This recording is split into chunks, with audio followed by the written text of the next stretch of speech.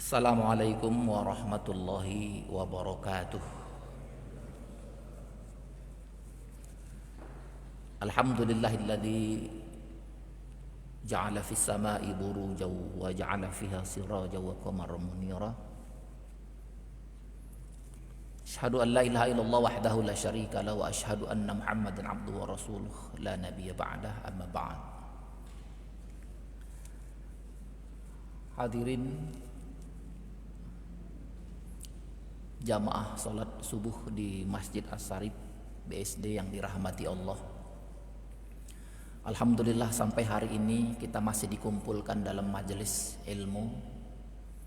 Mudah-mudahan Allah senantiasa memberikan rasa istiqomah di dalam hati kita untuk selalu berusaha menambah guru, menambah ilmu, ya. Di mana para sahabat dulu kalau namanya ilmu itu dikejar, meskipun jarak yang ditempuh jauh sekali, dalam waktu yang berbulan-bulan hanya untuk menjumpai 1-2 orang guru. Nah, sekarang kita beruntung dengan banyaknya guru. Dulu sahabat punya guru 1000 masih sedikit, punya guru 2000 masih sedikit. Mudah-mudahan kita ini senang selalu menambah guru. Karena kalau gurunya terbatas, cara pandangnya juga terbatas. Kalau gurunya 2-3 orang, pandangannya jadi kaku. Inilah yang akan melahirkan orang-orang yang memborong kebenaran hanya untuk dirinya, untuk gurunya. Oh, kalau kata guru saya begini. Jadi susah menerima pendapat yang lain karena gurunya terbatas. Mudah-mudahan di Masjid As-Sarif ini tidak seperti itu, karena kita di sini selalu banyak guru dengan materi-materi yang berbeda-beda. Sejatinya memang seperti itu, masjid sudah menjadi seperti universitas terbuka. Ya. Kalau menjadi universitas terbuka, sistemnya pun kajian-kajian harus pakai silabus. Ya, ada silabusnya. Jadi ada target yang mau dicapai. Sayangnya kebanyakan masjid itu tak pakai silabus. Jadi outputnya nggak jelas. Kalau di kampus jelas 4 tahun kuliah jadi sarjana, 2 tahun jadi master. Di majelis taklim kadang-kadang sudah 15 tahun tapi outputnya belum jelas. Mungkin ini kesalahan para ustadznya yang enggak menawarkan silabus, sehingga yang mau ditargetkan enggak jelas, kira-kira begitu. Mudah-mudahan ke depan kita sudah pakai silabusnya. Baik jamaah subuh yang dirahmati Allah, sebagaimana yang dilihat hari ini kita mau berbicara tentang mahabbatullah, jalan meraih kebahagiaan. Kenapa mahabbatullah itu menjadi jalan meraih kebahagiaan? Karena mencintai Allah itu, ya, akan mengajak kita untuk kembali betul-betul mengenal asal usul kita. Allah itu adalah asal usul kita, karena Allah yang mengembuskan rohnya ke dalam diri kita. Jadi orang yang lupa sama Allah itu lupa sama asal usulnya. Yang tidak mencintai Allah itu adalah orang yang tidak mengerti berterima kasih sama Allah, tidak bisa bersyukur. Orang yang tidak mencintai Allah itu karena memang dia merasa ada yang jauh lebih dia cintai. Jadi hatinya miskin mencintai Allah itu. Orang yang miskin hatinya mencintai Allah udah pasti dijajah mencintai yang lain. Mudah-mudahan kita berharap majelis-majelis taklim yang kita hadiri itu semuanya mengajak kepada mahabbatullah. Orang itu diukur kualitasnya dari seberapa besar cintanya kepada Allah. Itu ukuran itu. Bahkan eksistensinya pun, keberadaannya itu di mata Allah itu seberapa besar dia mencintai Allah itu. Kita bisa menjadi tak bernilai di mata Allah kalau kita tidak mencintai Allah. Dan cinta sebagaimana kita ketahui adalah wilayah rasa. Hadirnya rasa itu kepada Allah. Makanya para sufi menjadikan mahabbatullah itu bisa menjadi sebagai ahwal, kondisi, situasi di mana hatinya penuh kepada Allah. Bahkan ada yang mengatakan mahabbatullah itu menjadi semacam anugerah dari Allah. Allah yang menghadirkan ke dalam hati kita itu rasa cinta. Setelah melewati makom-makomat, melewati stasiun-stasiun makomat, baru datanglah anugerah cinta itu. Para sufi memastikan bahwa semua alam ini, apakah udara, air, pohon-pohon, itu bentuk cinta dan kasih sayang Allah. Air yang kita hirup, air yang kita minum, udara yang kita hirup, ini adalah tajallinya Allah, manifestasi Allah. Jadi aneh kalau orang setiap saat menghirup udara, meminum air, tapi tidak mencintai Allah. Jadi kisah-kisah para sufi mencintai alam ini luar biasa. Bagaimana mereka misalnya tak sengaja mencabut sehelai rumput pun, ya itu istighfarnya puluhan kali. Karena mereka sadar rumput itu juga bertasbih, dia memuji Allah. Rumput itu juga bagian dari ayat-ayat kauniyah. Kenapa kok dicabut, tercabut? Tapi sekarang mana ada orang berpikir begitu? Jangankan rumput, jutaan hektar hutan dibakari, digunduli. Ya. Karena itu para sufi mengatakan, mengapa dunia ini kok dibuat berdarah-darah ini? Alam ini sudah berdarah-darah karena kerakusan manusia. Lupa dia kalau alam ini adalah tanda cintanya Allah, jangan dirusak. Kenapa Nabiullah Adam itu diletakkan dulu di dalam surga? Supaya ketika nanti Adam turun ke dunia, Nabi Adam dan anak keturunannya bisa menciptakan situasi di dunia ini seperti di surga. Banyak pohon-pohon yang rindang, air yang jernih mengalir, bunga-bunga berwarna-warni. Tapi alam menjadi kotor karena manusia nggak pernah terpuaskan. Mudah-mudahan setiap kita melihat alam ini tergambarlah kasih sayang Allah, cinta Allah kepada kita. Saya mengutip copy paste dari kitab Al-Hikam bahwa cinta itu hadir karena memang hati itu cenderung kepada Allah, bukan kepada syahwat, bukan kepada nafsu-nafsu dunia yang begitu kuat. Itu harus melakukan takhalli, pengosongan dulu. Kaifa yasruqu qalbun suwarul aqwan muntabi'ah fi mir'atih. Bagaimana mungkin hati itu mau bersinar, mau bercahaya? Bagaimana mungkin hati mau mencintai Allah? Suwarul aqwan muntabihah fi mir'ati. Ya, bentuk-bentuk duniawi, bentuk-bentuk materi, gemerlap dunia ini betul-betul tergambar di dalam hatinya itu. Seperti masuk ke dalam cermin hatinya. Jadi nggak bisa lagi dia membedakan bahwa dia ini sebenarnya makhluk spiritual, bukan makhluk fisik, materi saja. Para sufi meyakini bahwa Manusia itu makhluk spiritual, bukan makhluk fisik. Fisik ini hanya casingnya saja.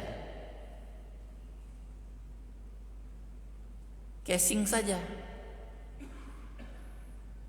Jadi makhluk spiritual yang dibungkus oleh fisik. Jadi keutamaan kita adalah pada spiritualitas kita. Bukan dibalik. Bukan makhluk fisik yang dihembuskan spiritual, bukan, tapi makhluk spiritual yang dibungkus oleh fisik. Sehingga dengan spiritualitas kita yang bersih itulah kita bisa mencintai Allah sungguh-sungguh. Kaifa yarhalu ilallah wa huwa mukabbalun bi syahawatih. Bagaimana mungkin mau dia jalan mencintai Allah, menuju jalannya Allah, wa huwa mukabbalun bi syahawatih. Dia sendiri masih dibelenggu, ya, masih dikerangkeng oleh syahwatnya. Orang yang sudah dikerangkeng oleh syahwat jangan harap punya rasa cinta kepada Allah. Ya. Kalau mau diturunkan cinta itu kepada makhluk, kepada pasangan kita, kita boleh merajuk kepada pasangan kita kalau memang dia sungguh-sungguh mencintai kita. Karena mencintai itu memaafkan. Saya dulu sering dibilang sama guru saya, jangan merajuk sama orang yang gak mencintai Anda, gak peduli dia. Tapi merajuklah sama orang yang memang sungguh-sungguh mencintai kita. Nah, kita sebagai manusia tidak mungkin dapat mencintai Allah kalau hati kita terbelenggu oleh syahwat, katanya begitu. Saya singkat, kaifa yarju ayyabhama daqaiqul asrar wa huwa lam yatub min hafawatih. Bagaimana mungkin yarju ayyabhama daqaiqul asrar, dia berharap bisa memahami dalamnya rahasia-rahasia ibadah itu. Kedalaman hati yang cenderung kepada Allah itu tidak bisa diraih. Wa huwa lam yatub min hafawatih, sementara dia belum sungguh-sungguh bertobat dari setiap kelalaian yang dia lakukan. Jadi syarat untuk bisa mencintai Allah itu, ya, jangan dibelenggu oleh syahwat, ya. Karena kalau kita masih dibelenggu oleh syahwat, kita nggak bisa memahami kedalaman rahasia beribadah itu. Ya. Bagaimana menumbuhkan mahabbatullah itu? Ya, saya copy paste juga dari tafsir menumbuhkan mahabbatullah itu disebutkan, jika hati tidak dibersihkan dari syahwat dunia, maka cinta kepada Allah tidak akan tumbuh di hati. Ya, ruang untuk Allah itu sudah kosong, sudah tidak ada karena sudah diisi oleh cinta kepada dunia. Rasa rindu jauh sekali. Mana mungkin tumbuh rasa rindu? Rasa diawasi oleh Allah tak akan timbul. Gimana mau merasa diawasi oleh Allah sementara dia sendiri punya Tuhan sendiri kok? Apa Tuhannya? Syahwatnya nggak bisa dia kendalikan. Karena itu Rasulullah menganjurkan kita kalau berdoa, Allahumma inni a'udzubika minan nafsi la tashba'. Ya Allah, lindungi aku daripada syahwat yang tidak pernah mau terpuaskan. Orang yang hanya dikendalikan oleh syahwat tak akan pernah merasa diawasi oleh Allah. Rasa sensitif dengan dosa tidak akan bertapak dalam hati. Udah nggak sensitif lagi, gampang aja semuanya. Rasa senang menunggu janji dari Allah tidak akan ada. Nah, bersyukurlah kita yang belajar tauhid ini, kita bahagia menunggu janjinya Allah yang sudah pasti benar. Janji Allah bahwa kehidupan yang lebih baik, lebih kekal itu ada nanti. Sehingga apapun kesulitan yang kita hadapi, kita dikuatkan dengan janji Allah yang pasti benar itu.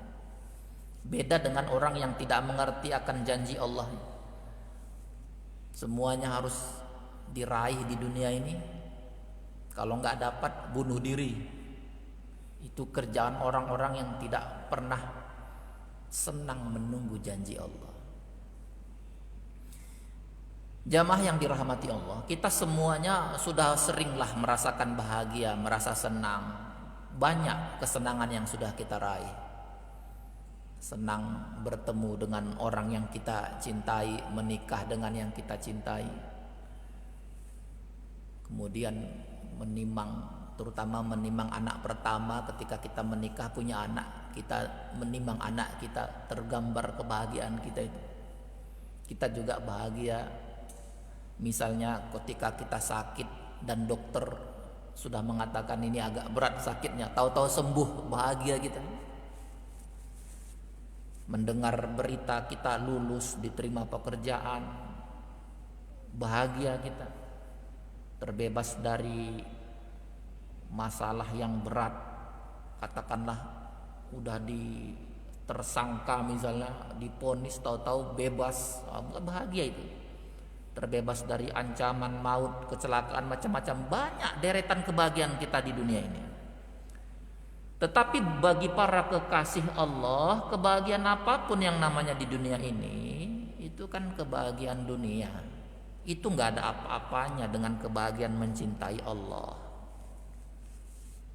Jadi kebahagiaan kalau masih di dunia, kalau masih diberikan makhluk berupa trofi lah, penghargaan, SK ini, SK itu, SK jabatan, eselon 1, eselon 2, itu masih dunia, masih diberikan orang. Tapi kalau mahabbatullah itu memang ada bercampur anugerah Allah di situ. Makanya kita boleh berdoa, ya Allah, tumbuhkan rasa cinta di dalam hatiku. Singkirkan, ya Allah, hal-hal yang membuat cintaku berkurang kepadamu. Boleh kita doa begitu, supaya Allah betul-betul mencintai kita. Kalau Allah sudah mencintai kita, pertanyaannya, mungkin gak Allah menyiksa hamba yang dia tahu mencintai dia? Gak mungkin. Yang berdosa saja diampuni Allah, kok kita mencintai Allah? Allah itu halus, punya sifat latif. Kalau tahu dia hambanya mencintai Allah, insya Allah rahmat Allah lebih besar daripada marahnya, kan begitu.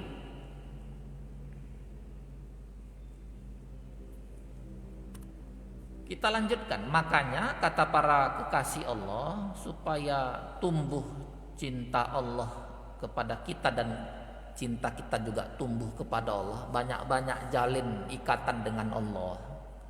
Banyak-banyaklah hadir di majelis-majelis taklim, berkumpul dengan orang-orang yang juga mencintai Allah. Itu cara kita menjalin ikatan dengan Allah.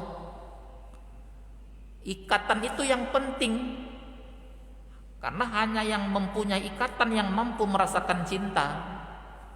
Kalau nggak punya ikatan, mana mungkin ada cinta ya. Maksudnya cinta yang betul-betul ada rasa kedekatan begitu. Dan Allah itu mencintai hamba-hambanya yang dalam tanda petik melakukan walaupun sedikit hal-hal yang memang biasa dilakukan Allah, walaupun kita tidak bisa sama. Itu yang disebutkan dengan berakhlak dengan akhlaknya Allah. Takhallaqu bi akhlaqillah. Allah tidak tidur. Sejatinya kita sebagai hamba yang mau dicintai Allah, jangan terlalu banyak tidur. Kan begitu. Allah itu tidak makan, maka kita jangan terlalu banyak makan. Kan begitu. Maksudnya berakhlak dengan akhlaknya Allah itu begitu. Kalau mau dicintai Allah, itu yang membuat kita jadi punya ikatan. Kalau saya sama bapak punya hobi yang sama, katakanlah sama-sama senang main tenis meja, itu membuat kita ada ikatan sama hobinya. Bisa saja di dalam mazhab, di dalam aliran kita berbeda, tapi di dalam tenis meja kita merasakan kedekatan. Nah, untuk menjadi hamba yang dicintai Allah, bikin ikatan. Apa ikatannya? Itu yang saya katakan tadi.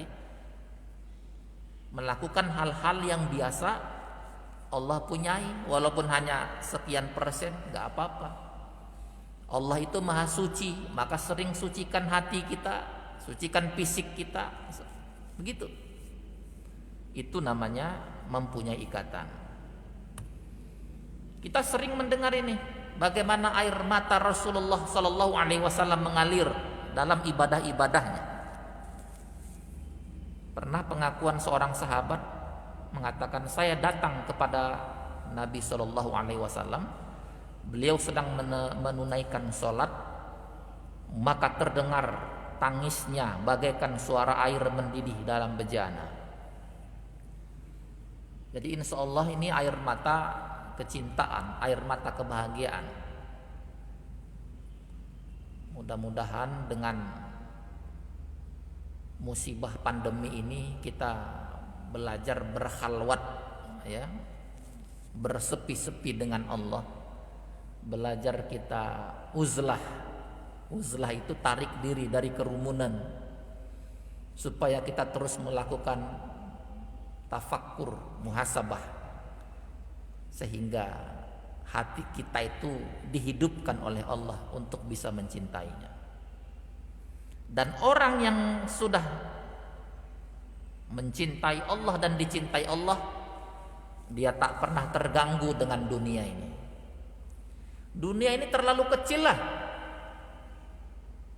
Nah, hatinya kan sudah terpaut kepada yang paling berharga, terpaut hatinya kepada yang paling tinggi, yang paling gagah, yang paling mulia, yang paling berharga. Otomatis kepada yang selain itu nilainya nggak ada apa-apanya. Dunia ini nggak ada apa-apanya, tak terganggu dengan dunia ini, tak terganggu dengan kekayaan yang dimiliki, pangkat, tak terganggu mungkin dengan ejekan orang, tak terganggu. Makanya itulah yang penting kita pelihara, rasa cinta itu. Ada sahabat datang kepada Rasulullah SAW misalnya, ya Rasulullah, saya ini ibadahnya nggak sebanyak yang dilakukan sahabat-sahabat yang lain. Saya hanya melakukan yang pas-pas sajalah, tak banyak tambahan-tambahan. Rasulullah bertanya, jadi kamu merasa tambahan yang lain apa untuk bisa dicintai Allah? Ya, saya sungguh-sungguh mencintai engkau ya Rasulullah, dan aku juga mencintai Allah. Makanya Rasulullah menjawab, kamu akan berada di surga bersama orang yang kau cintai. Jadi makanya kita berharap, mari sama-sama kita terus-menerus berusaha menghidupkan rasa cinta ini. Ini rasa ini dalam ini. Ini moto yang selalu diungkapkan oleh para sufi itu, misalnya malam yaduk lam ya'rif, yang nggak pernah merasa ya nggak tahu, yang nggak pernah merasa nggak pernah tahu. Maka hidupkan rasa itu. Yang sungguh-sungguh cinta kepada Allah berakhir pada semuanya untuk Allah, semuanya menuju Allah. Kalau sudah sungguh-sungguh cinta kepada Allah, jangankan sholat, jangankan puasa, jangankan yang lainnya, seluruh harta dan nyawa pun dia berikan untuk Allah. Inilah konsekuensi cinta itu. Cinta itu dibuktikan dengan banyak menyebut, dengan banyak mengingat, ya, dengan banyak memuji. Kalau kita mengaku cinta sama Allah, nggak banyak memuji, nggak banyak menyebut, nggak banyak mengingat, itu bohong.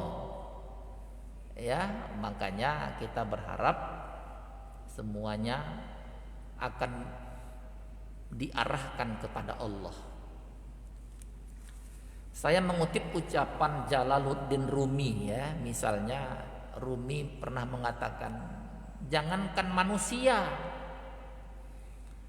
seruling, sebuah seruling pun katanya yang dihembuskan seseorang sehingga dari seruling itu keluar suara-suara yang sahdu, yang indah, yang merdu, itu keindahan suara seruling itu katanya sebenarnya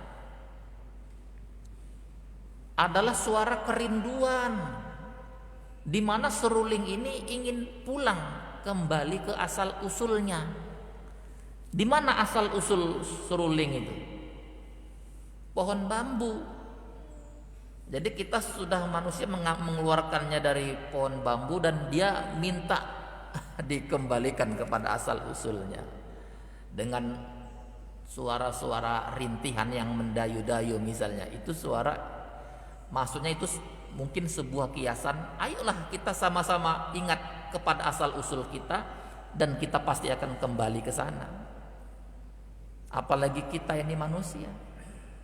Kira-kira seperti itu. Maka kalau di dunia ini katanya sebagai permainan, tapi jangan kita seperti anak-anak, gara-gara main-main terlalu banyak lupa dengan belajar. Kita juga kadang begitu, terlalu banyak ikut permainan dunia ini, lupa kepada asal usul kita. Nah, ada hal yang penting yang diposisikan para sufi ketika berbicara tentang Allah. Coba saya sedikit ingin memberikan perumpamaan. Kata para ulama itu, kalau kita hanya belajar fikih saja Pak, hanya belajar fikih, hanya ya, ada kata-kata hanya. Kalau hanya belajar fikih, itu kita memposisikan Allah itu hanya semata-mata sebagai hakim. Kita jadi sebagai terdakwa saja.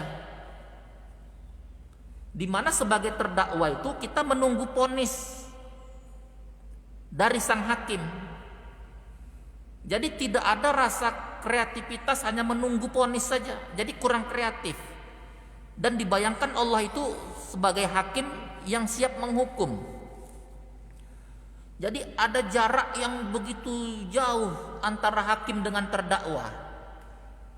Gara-gara hanya belajar fikih itu saja, kita jadi ikut-ikut menjadi hakim dari orang lain. Kita tuduh orang ini kafir, ini bid'ah, ya, ini neraka, wah, macam-macam. Itu karena terlalu banyak belajar fikih, sehingga dia pun mau menjadi hakim, menghakimi orang lain, karena dia memposisikan Allah itu semata-mata sebagai hakim. Ya memang betul Allah itu hakim, tapi tidak semata-mata sebagai hakim.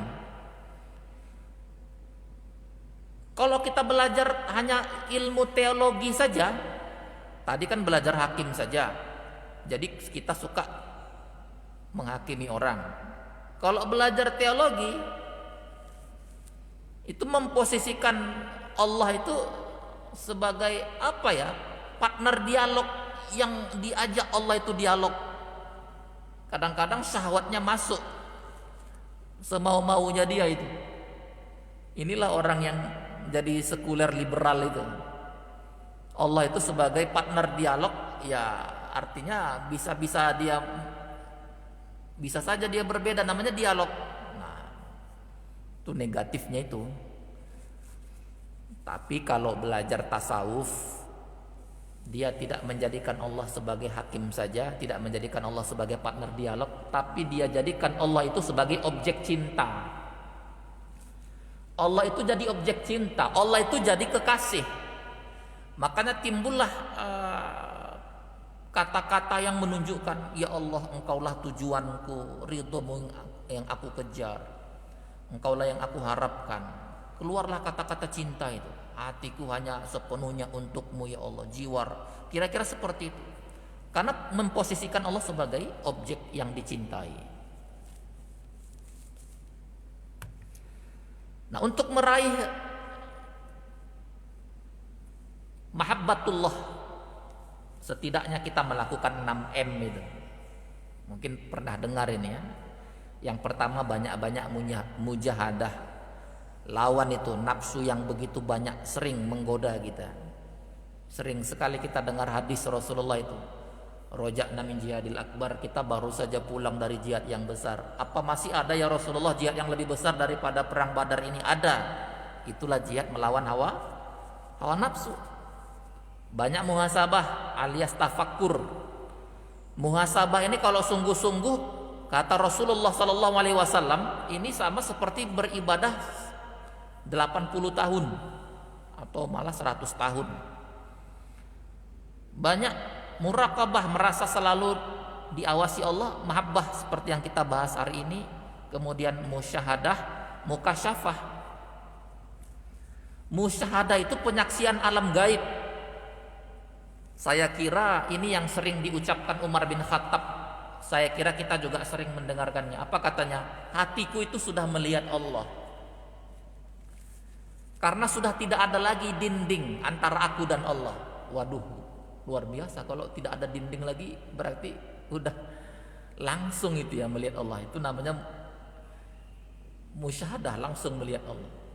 Barang siapa, kata Umar bin Khattab, yang sudah tidak ada lagi hijab antara dirinya dan Allah, Allah akan perlihatkan seluruh kerajaan-kerajaan yang ada di langit, kerajaan yang ada di bumi. Subhanallah. Karena itu di antara 4 sahabat yang disebutkan oleh Rasulullah, di antara sahabat Abu Bakar, Umar, Utsman, sahabat Abu Bakar, Umar, Utsman dan Ali, itu sahabat yang paling kuat spiritualitasnya itu ya Umar itu. Saking kuatnya spiritualitas Umar itu, kalau bertemu sama setan, setan lari tunggang langgang. Kan begitu ya Pak? Beda orang sekarang malah setan dicari-cari. Kalau sahabat Umar, setan lari. Makanya Rasulullah SAW pun tidak segan-segan kadang-kadang bilang sama sahabat Umar, ya Umar, la tansani fi du'aika, jangan kau lupakan aku dalam doa-doamu. Jadi Rasulullah dengan ketawaduannya pun tetap minta supaya Umar ikut mendoakan beliau. Begitulah hebatnya itu sahabat Umar. Artinya kita juga begitu, jangan segan-segan minta doa dari Pak Kiai. Kita nggak tahu doa dari mana yang dikabulkan. Ya, itulah kalau sudah musyahadah itu. Mukasyafah. Mukasyafah ini penghayatan alam gaib ini, tidak ada lagi jarak. Orang yang meninggal 1000 tahun yang lalu itu, banyak pengakuan para mursyid-mursyid itu bisa berkomunikasi dengan orang yang sudah meninggal ribuan tahun yang lalu, karena udah nggak ada jarak. Mereka sudah sangat dekat dengan Allah, jadi tidak ada ruang dan waktu, nggak ada waktu dulu, semuanya dekat. Jadi jadi para mursyid itu biasa juga berkomunikasi dengan imam-imam besar, Imam Ghazali. Ya. Kadang-kadang mereka sebelum mengajarkan, seperti mengajarkan kitab Al-Hikam misalnya, mereka berkomunikasi sebelumnya dengan Imam Ibnu Athaillah ini. Ya, saya kira ini pengalaman-pengalaman yang khusus. Kita jangan cepat membantah, nggak mungkin itu. Loh, orang yang mengalami kok kita yang menolak. Jadi kita jangan mengukur orang dengan pengalaman kita yang sedikit. Itu biasa itu. Orang berkomunikasi dengan Rasulullah itu biasa. Karena memang sudah mukasyafah, sudah tersingkap itu. Jadi tidak ada lagi jarak. Kalau orang-orang dulu masih banyak yang begitu. Sekarang udah agak kurang. Ya, poin-poin pentingnya di sini masih mengutip ucapan para kekasih Allah. Idza ra'aitallah yu'nisuka bidzikri faqad habbak. Jika Anda melihat bahwa Allah telah mengakrabkan Anda kepada zikir kepadanya, maka ketahuilah bahwa Dia telah mencintai Anda. Bersyukurlah kita kalau membiasakan zikir sampai akhirnya bukan kita lagi yang berzikir. Jadi para mursyid, para kekasih Allah itu mengatakan, ketika kita berzikir sebenarnya bukan kita yang berzikir. Allah lah yang menghidupkan hati kita supaya hati kita berzikir. Sesungguhnya bukan kita lagi yang berzikir. Awal-awalnya memang kita, tetapi begitu sudah menjadi nutrisi, menjadi makanan sehari-hari zikir itu tanda Allah sudah mencintai kita. Itu indikasi kita hidup atau mati itu karena zikir. Ini ada hadis qudsi yang bagus sekali yang firman Allah tapi tidak dimasukkan dalam Al-Qur'an. Apa katanya? Apa firman Allah ini? Hai Daud, sungguh aku telah mengharamkan cintaku pada hati seseorang kalau hati seseorang itu masih ada cinta selain kepada aku. Waduh, ini Makanya kita harus hati-hati betul ini. Makanya untuk menghindari kecintaan yang begitu besar kepada selain Allah, banyak-banyak kita berzikir ini. Kemudian masih dalam hadis kursi, apabila aku melihat hambaku tidak ada di hatinya kecintaan pada dunia, maka niscaya akan kupenuhi cinta kepadaku dalam hatinya. Jadi saya kira ini nanti ada di dalam tajrid. Tajrid itu orang yang memang sudah menafikan sisi sebab akibat. Nah, itu levelnya sudah bukan level kita. Ada orang yang sudah di level tajrid itu sudah semuanya perbuatan Allah. Tapi ini levelnya bukan level kita. Kita itu perlu kausalitas supaya hidup kita teratur. Tapi untuk orang-orang tertentu bisa tajrid, di mana semuanya Allah yang melakukan. Ya gampangnya dulu masih banyak ulama-ulama dulu yang tidak sekolah formal, tapi dunia mana yang nggak dia kunjungi. Bisnisnya nggak kelihatan nampak ada, tapi semua kebutuhan ada saja datang. Nah ini bukan level kita, ya. Tapi disitulah kekuasaan Allah. Poinnya di sini, cinta itu adalah penyembuh, cinta adalah kekuatan, kata Jalaluddin Rumi. Jadi hidup kita kalau mau tumbuh, mau sehat, hidupkan rasa cinta kepada Allah itu. Sedangkan kepada makhluk saja pun cinta itu bisa menggerakkan. Saya ada kisah nyata yang nggak pernah saya lupakan. Di mana pernah ada seorang ya istrinya itu sakit keras. Istrinya ini sakit keras dan sudah lama terbaring. Kata dokter, kami nggak bisa mengidentifikasi sakit apa ini. Udahlah, berobat jalan aja di rumah aja. Dokternya menyerah, secara medis menyerah. Ya, si suami terus mendampingi istrinya yang sakit ini. Tahu-tahu ada temannya, teman si suaminya ini mengatakan, bapak itu sungguh-sungguh mencintai istri bapak apa enggak sih? Loh kok ditanya lagi? Enggak perlu ditanyakan soal cinta saya sama istri saya. Saya mendampingi istri saya sampai dia sakit, terus saya dampingi. Apa itu bukan bukti cinta? Ya pernah enggak dibisikkan ke telinga istri bapak? Langsung dibisikkan bahwa bapak sungguh-sungguh mencintai istri. Enggak perlu. Istri saya tahu kalau saya itu mencintai dia, jadi enggak perlu kata-kata itu. Lah, coba aja dulu. Ragu juga dia, tapi dipikir kenapa enggak dicoba? Ternyata dibisikkanlah ke telinga istrinya dengan penuh kelembutan, dengan penuh ketulusan. Aku sungguh-sungguh mencintaimu. Diucapkan beberapa kali. 2 hari, 3 hari mulai berubah itu. Semangat lagi itu. Ada tanda-tanda kesembuhan dan akhirnya kembali sehat walafiat. Ternyata dahsyat Pak, ucapan kata-kata cinta itu bisa jadi obat itu. Jadi itu baru soal cinta sama makhluk. Bagaimana kalau cintanya kepada yang menghidupi makhluk, luar biasa.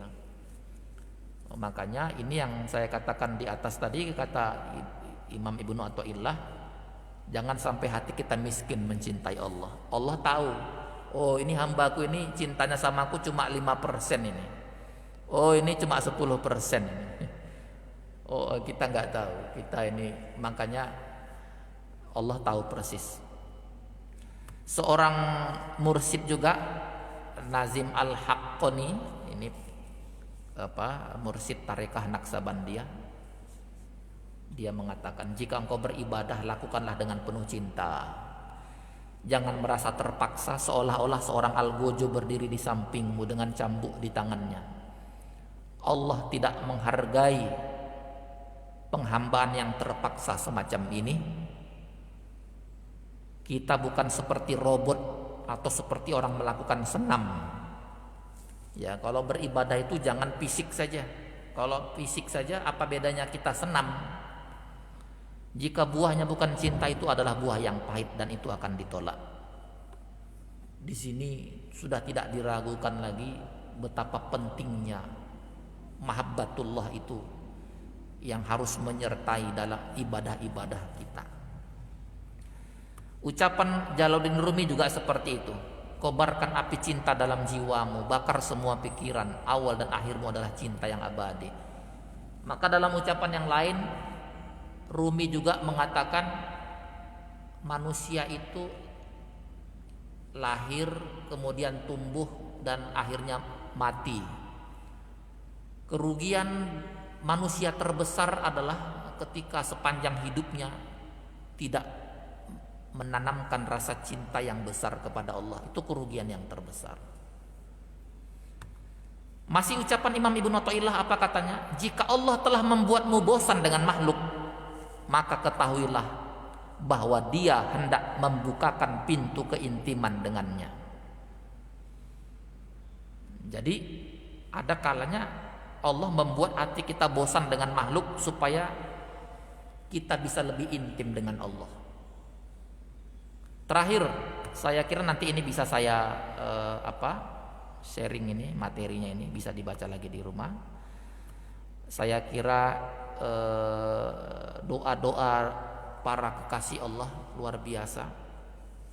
Dalam munajat-munajatnya mereka mengatakan, ya Rob, bintang di langit telah gemerlapan, mata manusia telah bertiduran, pintu-pintu istana telah terkunci, tiap pecinta telah menyendiri dengan yang dicintainya. Inilah aku berada di hadiratmu.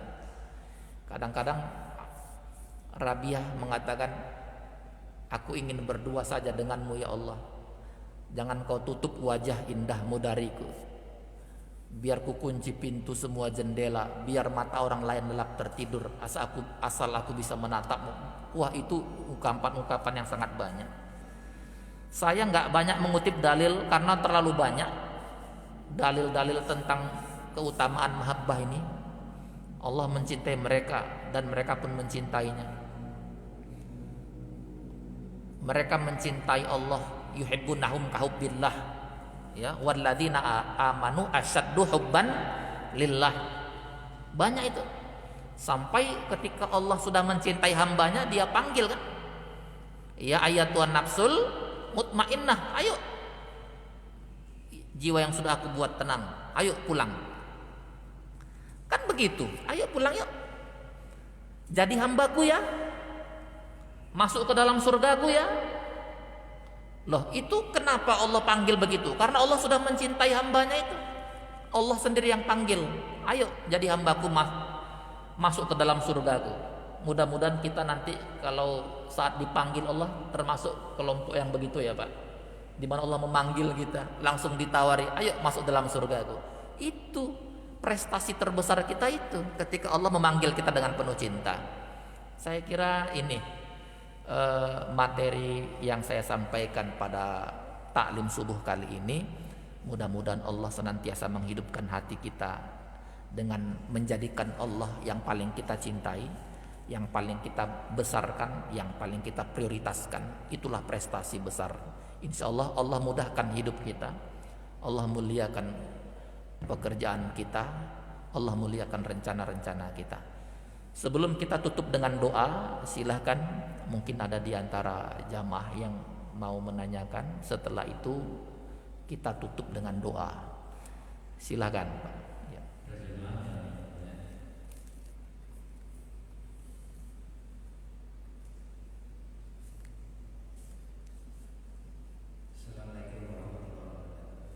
Waalaikumsalam warahmatullahi wabarakatuh.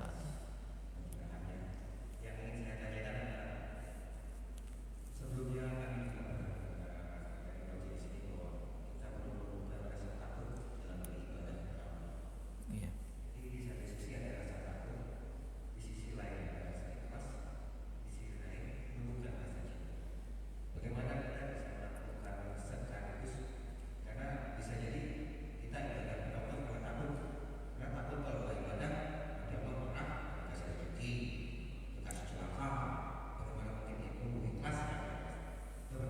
Bagus.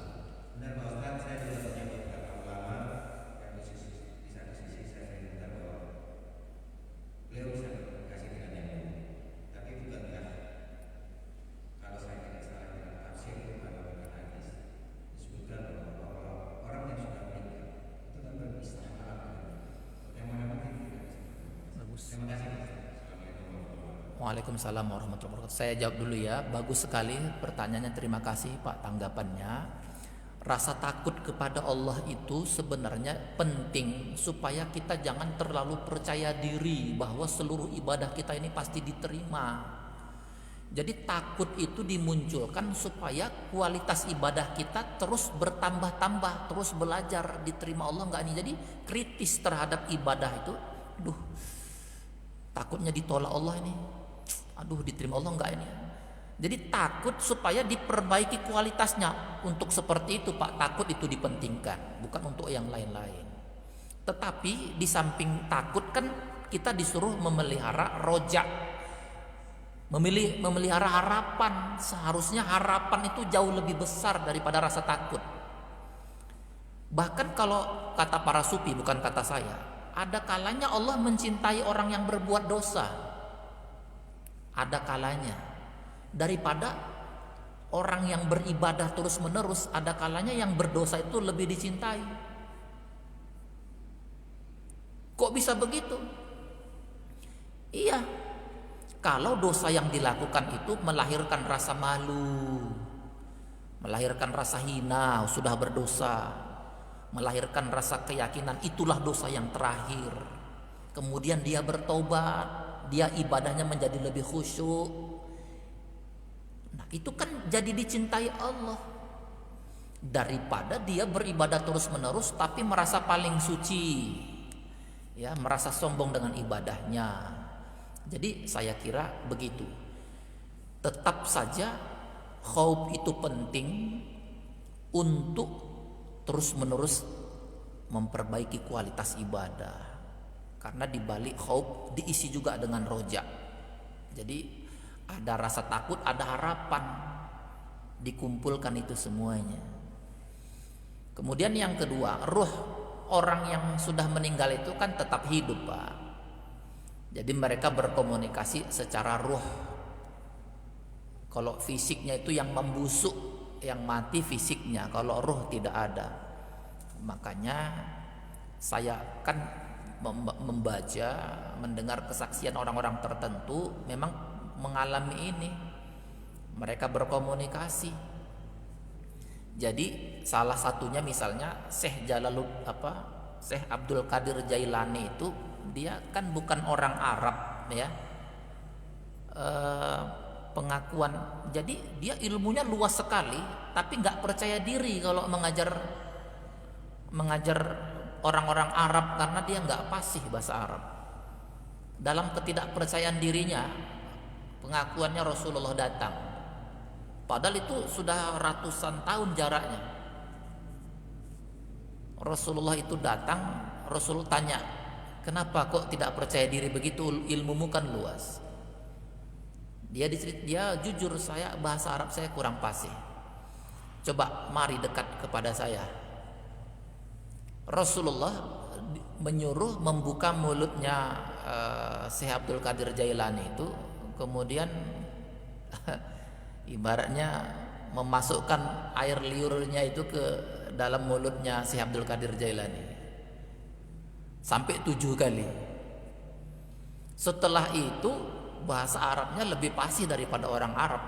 Bukan cuma manusia yang belajar, hewan-hewan pun pada berdatangan. Memang kalau pengalaman begini susah Pak diverifikasi. Pakai ilmu apa ini memverifikasi? Tapi memang banyak pengalaman orang-orang yang mengalami ini. Mursid-mursid dulu itu biasa itu ketika berangkat haji berziarah merasakan seperti nyata Rasulullah datang, coba kirim salam saya kepada temanmu di mana gitu. Itu biasa itu. Akhirnya kiai ini begitu pulang ke Indonesia dicari siapa nama ini. Yang Rasulullah pun kirim salam sama dia, dicari-cari, akhirnya ketemu. Begitu ketemu, mau ingin menyampaikan salam Rasulullah, apa katanya? Waduh, Anda terlambat. Rasulullah baru saja pamit dari rumah ini. Kira-kira sebegitunya. Cuma ini memang Pak susah diverifikasi. Bagaimana ini mau membuktikan hal-hal yang gaib seperti ini? Tapi itu dari deretan panjang masih banyak Pak kisah-kisah yang seperti itu. Kalau kita nggak percaya ya nggak apa-apa. Ini pengalaman orang-orang tertentu. Kalau saya berbaik sangka, ya karena kita ini masih jauh lah, ibadah kita masih jauh dari mereka itu. Hati kita pun kadang-kadang belum bersih seperti hati para kekasih-kekasih Allah. Saya kira begitu Pak jawabannya. Saya kira kita tutup, masih ada? Silakan Pak. Ya.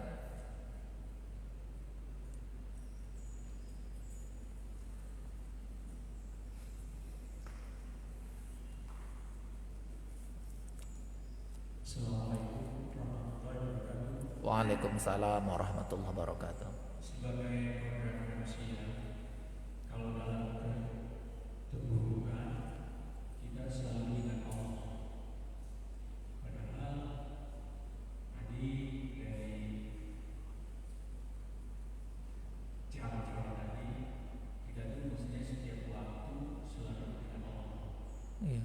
Dan Allah juga pernah mengingatkan kalau kita pada waktu senang tidak ingat Allah, nanti pada waktu keterburukan Allah cepat sekali mengabulkan doa kita. Jadi bagaimana tip dari Pak Ustaz bahwa kita untuk setiap waktu ingat kepada Allah. Iya. Demikian, Assalamualaikum warahmatullahi wabarakatuh. Waalaikumsalam warahmatullahi wabarakatuh. Ya, bagus sekali Pak pertanyaannya. Itu memang sebuah perjuangan Pak. Ternyata untuk bisa mengingat Allah, di satu sisi yang lain kita juga harus menyingkirkan syahwat-syahwat yang membuat kita lupa kepada Allah. Jadi seperti ada istilah kuras, supaya bisa ingat Allah terus, kuras ini Pak, terus menerus juga di samping berzikir, tapi kuras penyakit hati itu, dikuras, menguras iri, dengki, sombong, busuk hati, menguras bakhil, macam-macam kemarahan yang tak bisa dikendalikan, macam-macam dikuras semua itu. Tapi di satu sisi lain kita terus berzikir, tapi itulah kerja double itu Pak. Setelah dikuras tentu harus diisi, ya diisi terus Pak.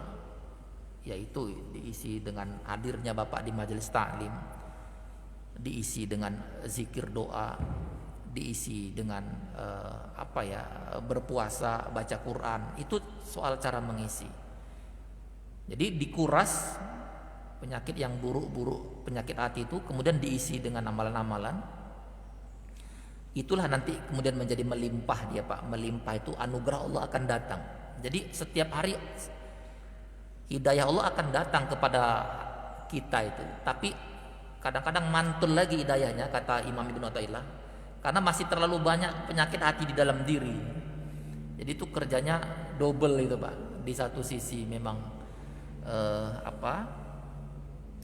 kita harus mengingat Allah, di sisi yang lain kita harus menguras penyakit-penyakit hati. Itu yang pertama. Yang kedua, supaya kita terus-menerus mengingat Allah, tentu saja lewat muhasabah tadi Pak. Tidak ada sesuatu yang terjadi di dunia ini kalau bukan karena ridhonya Allah. Berarti dengan pemahaman seperti itu, kalau Allah saja ridho, kenapa kita tidak ridho?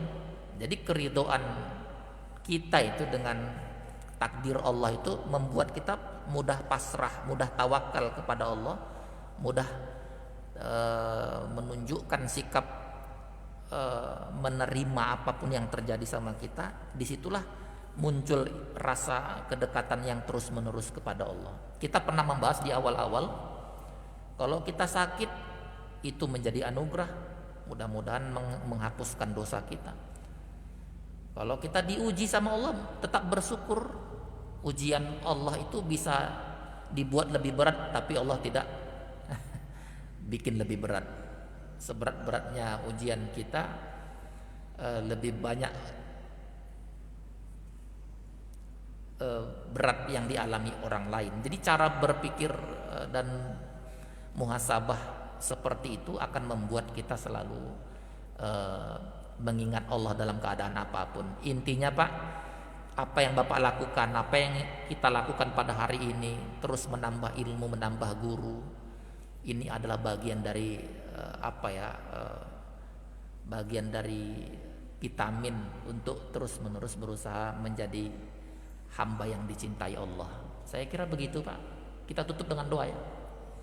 Baik, sebagai penutup taklim kita pada hari ini, mudah-mudahan kita dianugerahi Allah hati yang lapang, hati yang memprioritaskan Allah, hati yang terus-menerus menguras penyakit-penyakit malas, penyakit iri dengki ya, penyakit busuk hati, dan berganti dengan tajalli. Apa yang kita lakukan adalah bentuk dari kasih sayang dan cinta Allah kepada kita. A'udzubillahi minasyaitonirrajim. Bismillahirrahmanirrahim. Allahumma shalli ala sayyidina Muhammad wa ala alihi sayyidina Muhammad. Allahumma rabbana innaka antas sami'ul alim wa tub 'alaina ya Allah innaka antat tawwabur rahim. Allahumma rabbana inna nas'aluka ridhaka wal jannah wa na'udzubika min sakhatika wan nar. Ya Allah, ya Tuhan kami, Engkaulah yang menghidupkan dan mematikan kami. Takdir kami ada di dalam genggaman-Mu ya Allah. Adil seluruh takdir-Mu, adil seluruh tindakan-Mu kepada kami. Jadikan kami hamba-hamba-Mu yang mampu menangkap apapun yang terjadi pada diri kami. Jadikan setiap kesulitan yang kami alami menjadi jalan kemuliaan di jalan-Mu ya Allah. Jadikan musibah apapun yang kami hadapi sebagai penghapus dosa-dosa yang pernah kami kerjakan.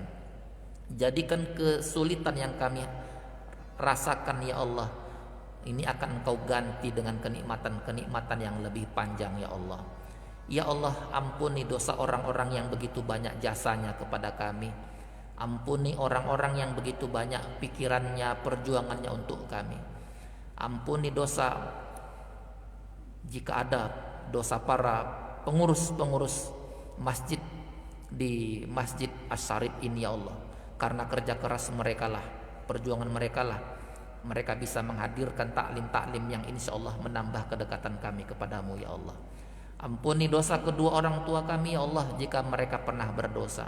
Sayangi kedua orang tua kami ya Allah, baik mereka yang sudah masih hidup maupun yang sudah Engkau panggil. Allahumma rabbana hablana min azwajina wa dzurriyyatina qurrata a'yun waj'alna lil muttaqina imama. Allahumma ighfir lana dzunubana wa liwalidina warhamhum kama rabbana shighara. Allahumma rabbana hawwin 'alaina fi sakaratil maut wan najata minan nari wal 'afwa 'indal hisab. Rabbana atina fid dunya hasanah wa fil akhirati hasanah wa qina adzabannar walhamdulillahi rabbil alamin. Wassalamu alaikum warahmatullahi wabarakatuh.